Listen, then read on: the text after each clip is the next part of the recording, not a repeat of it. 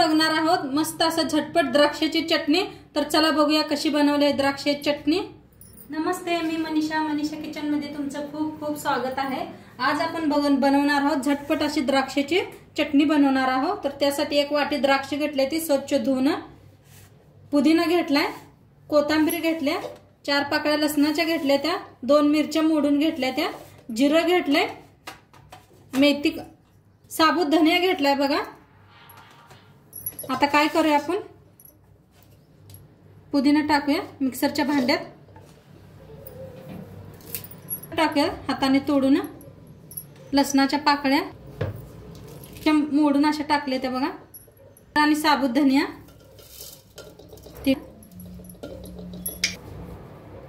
थोडंसं बघा साधं मीठ, थोडंसं काळं मीठ टाकूया। द्राक्ष आता बिना पाणी घालता मिक्सरला लावून घेऊया बघा। मिक्सरला लावून घेतले,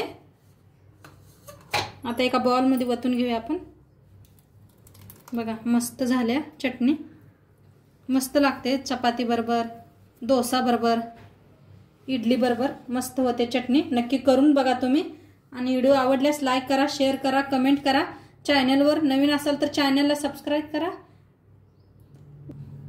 उद्या भेटूया अशाच नवीन रेसिपी सोबत। तोंडपात्र खात राहा, मस्त राहा, बाय।